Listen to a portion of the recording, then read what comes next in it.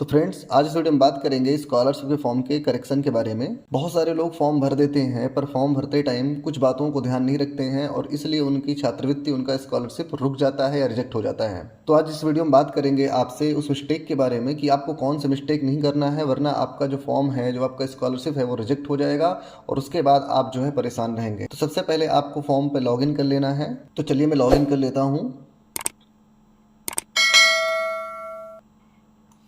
मैंने पूरा form fill कर लिया था, उसके बाद मैंने लॉगिन किया है।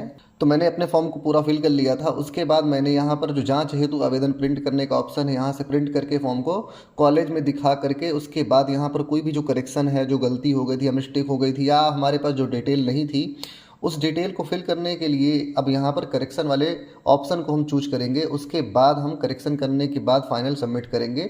तो चलते हैं, पहले करेक्शन कर लेते हैं।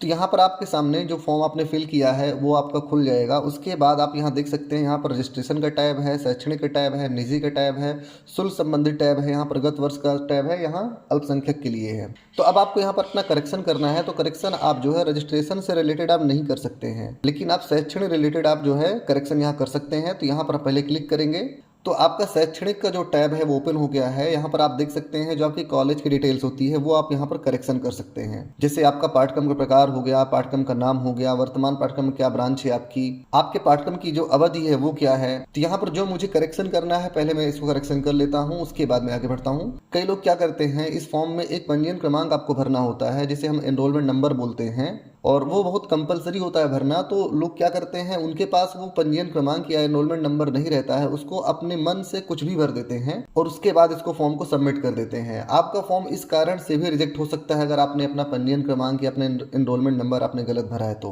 अब आपको यहाँ पर देख लेना है अपने हाई स्कूल, इंटरमीडिएट, ग्रेजुएशन की डिटेल को। कहीं आपने इस डिटेल को भी तो गलत फिल नहीं कर दिया है, जैसे कि पूर्णांक हो गया, प्राप्तांक हो गया, प्रतिशत हो गया। इन चीजों को अगर आपने कहीं गलत फिल कर दिया तो इसको भी आप सही तरीके से फिल कर दें, क्योंकि इन कारण से भी आपका फॉर्म जो है रिजेक्ट हो जाता है। तो इस तरीके से आप अपनी सारी डिटेल्स को देखने के बाद यहाँ पर कैप्चा फिल करना है। कैप्चा फिल करने के बाद आपको यहाँ पर चेक करना है। चेक करने के बाद आपको सबमिट कर देना है। तो जैसे ही आप इसको सबमिट करेंगे तो आपके सामने यहाँ पर रेड कलर में लिखा हुआ आ गया है सक्सेसफुली अपडेटेड। अब हमको चलना है निजी वाले टैब पे। तो निजी वाले टैब में आपका एड्रेस होता है। एड्रेस के साथ साथ इसमें एक डिसेबिलिटी का भी ऑप्शन होता है। अगर आपके अंदर कोई डिसेबिलिटी है, उसमें आपने कोई करेक्शन मिस्टेक कर दी है, तो उसको भी आप यहाँ करेक्ट कर सकते हैं। और अगर आपने इसको करेक्शन कर लिया है तो आपको यहाँ पर फिर से कैप्चा फिल करके आपको यहाँ चेक कर लेना है। चेक करने के बाद आपको यहाँ अपडेट पे क्लिक कर देना है।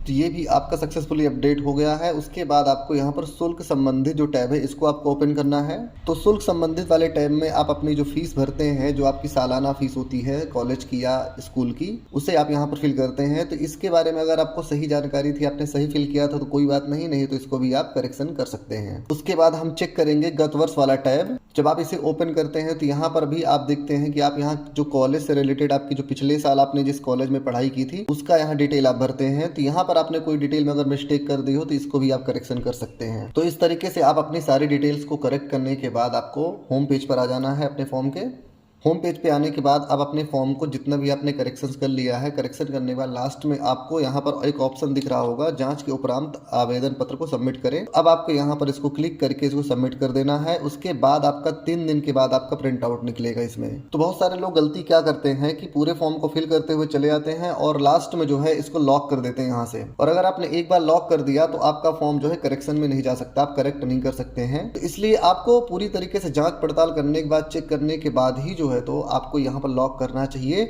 उसके बाद आपको 3 दिन के बाद आपको प्रिंट आउट यहाँ से निकल आएगा। तो चलिए मैं इसको लॉक कर देता हूँ। तो इस तरीके से आप अपने फॉर्म को सबमिट कर देंगे, लॉक कर देंगे। और अब आप यहाँ देख सकते हैं कि यहाँ पर आपके ग्रीन टिक बन गया है। इसका मतलब ये है कि आपका फॉर्म सबमिट हो गया है। लास्ट में आप देख रहे होंगे यहाँ पर एक ऑप्शन दिख रहा है संस्था में जमा करने है तो प्रिंट करें। तो यहाँ पर से आप जो है 3 दिन के बाद आप यहाँ पर प्रिंट कर सकते हैं यहाँ से। तो 3 दिन के बाद अपना प्रिंट आउट निकाल करके हार्ड कॉपी आप अपने कॉलेज में, अपने इंस्टीट्यूशन में आप जमा कर दीजिए। अब आपका फॉर्म पूरी तरीके से फाइनल सबमिट हो गया है। देन आप इसी तरीके से पूरे फॉर्म को आप फिल कर सकते हैं।